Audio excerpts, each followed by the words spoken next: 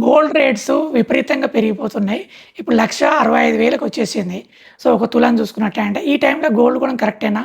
అనేది ఆలోచించుకున్నట్టే అంటే, అలాగే గోల్డ్ రేట్స్ అసలు ఎందుకు పెరుగుతున్నాయి? ఒకసారి అనాలిసిస్ చేద్దాం.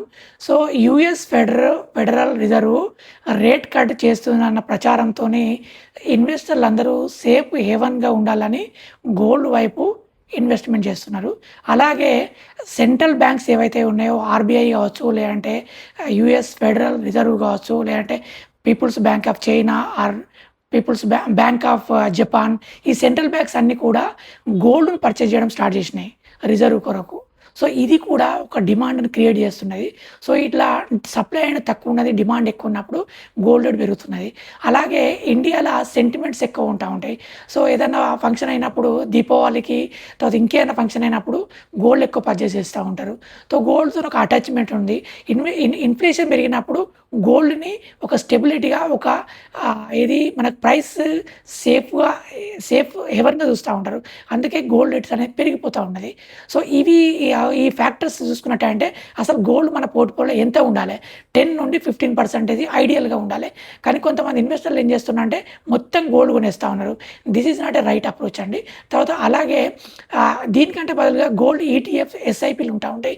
వాటిలలో ఇన్వెస్ట్‌మెంట్ చేయడం వల్ల డిజిటల్ మీకు బెనిఫిట్ వస్తా ఉంటది. ఎట్లా అంటే గోల్డ్ ప్రైసెస్ అనేది జియోపొలిటికల్ టెన్షన్స్ వల్ల అన్‌సర్టనిటీ వల్ల కూడా పెరుగుతా ఉంటాయి. కానీ లాంగ్ టైమ్‌లో ఎలా ఉంటాయనేది ప్రిడిక్ట్ చేయడం అనేది చాలా కష్టంగా ఉంటా ఉంటది. అదే మీరు మ్యూచువల్ ఫండ్‌లల్లా, తర్వాత గోల్డ్ ఈటీఎఫ్‌లల్లా గోల్డ్ సోవరెన్ బాండ్స్ కూడా ఉంటా ఉంటాయి. వాటి వల్ల ఇన్వెస్ట్‌మెంట్ చేసినప్పుడు మీకు ఎక్కువ బెనిఫిట్ పొందడానికి ఛాన్సెస్ ఉంటా ఉంటది. అలాగే ఈ గోల్డ్ కొనడం వల్ల మేకింగ్ ఛార్జ్, జీఎస్టీ ఛార్జ్ ఈటిని పేమెంట్ చేస్తా ఉంటారు. గోల్డ్ అమ్మినప్పుడు మీకు ఈటిని రిటర్న్‌గా మీకేం రాదు దీనివల్ల.